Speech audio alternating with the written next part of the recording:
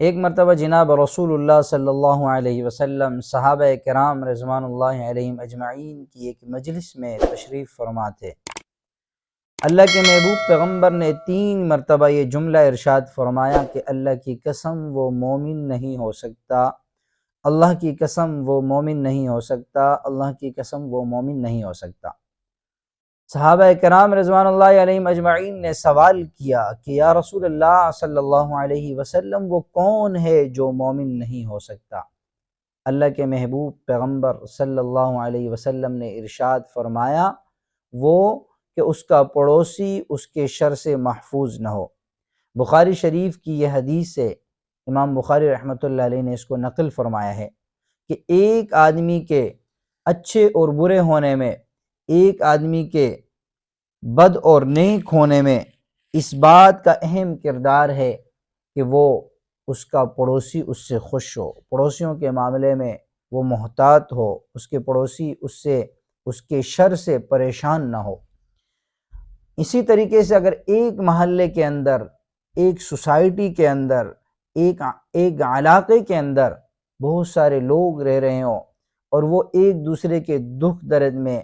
ایک دوسرے کی پریشانی میں، ایک دوسرے کی خوشی غمی میں شریک نہ ہو تو پھر یہ ایک تکلیف دہ معاملہ ہوتا ہے۔ اس لیے اللہ تبارک و تعالی نے قرآن کریم میں جہاں ان اللہ یأمر بالعدل والاحسان وایتاء ذی القربى وینہی عن الفحشاء والمنکر بیان کیا، وہیں پر اللہ رب العزت نے پڑوسیوں کے حقوق کو بیان کرتے ہوئے جس طریقے سے ایک آدمی کے لیے یہ مطالبہ کیا کہ وہ اپنے ماں باپ کے ساتھ، اپنے بہن بھائیوں کے ساتھ، اپنے عزیز و اقارب کے ساتھ، اپنے رشتہ داروں کے ساتھ حسن سلوک سے پیش آتا ہے، اسی طریقے سے اپنے قرب و جوار میں، اپنے آگے پیچھے دائیں بائیں رہنے والے، اپنے محلے کے اندر رہنے والے اس پڑوسی سے بھی ایسے ہی حسن سلوک کرے جس طریقے سے اپنے عزیز و اقارب سے کرتا ہے، جس طریقے سے ان کے جان مال عزت آبرو کی تحفظ کرتا ہے، اسی طریقے سے ان کے بھی جان مال عزت آبرو کی حفاظت کرے۔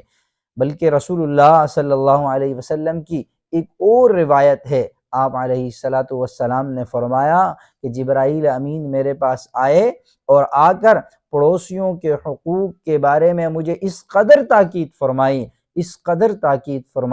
کہ مجھے اندیشہ ہونے لگا کہ کہیں پڑوسیوں کو وراثت میں حق نہ مل جائے، یعنی اس قدر تاکید فرمائی۔ تو لہٰذا اسلام کے اندر پڑوسیوں کا بڑا حق ہے۔ ایک مرتبہ صحابی رسول جناب رسول اللہ صلی اللہ علیہ وسلم کے پاس آئے اور انہوں نے رسول اللہ صلی اللہ علیہ وسلم سے فرمایا یا رسول اللہ صلی اللہ علیہ وسلم میں جنت جانا چاہتا ہوں۔ اللہ کے محبوب پیغمبر نے فرمایا جاؤ نیکی کرو۔ پھر پوچھنے لگے صحابی رسول یا رسول اللہ صلی اللہ علیہ وسلم میں نیکی کرنا بھی چاہتا ہوں اور کیسے معلوم ہو کہ یہ کام نیک ہے اور میں نیک بن چکا ہوں اور اس نیکی کی وجہ سے میں جنت جاؤں گا؟ اللہ کے محبوب پیغمبر صلی اللہ علیہ وسلم نے فرمایا کہ جاؤ اپنے پڑوسی سے پوچھو، آپ کا پڑوسی آپ کے متعلق بتائے گا کہ آپ نیک ہو یا بد ہو۔ اس لیے کہ آدمی کے معاملات، آدمی کے اٹھنا بیٹھنا، آدمی کے جو روز مرہ زندگی میں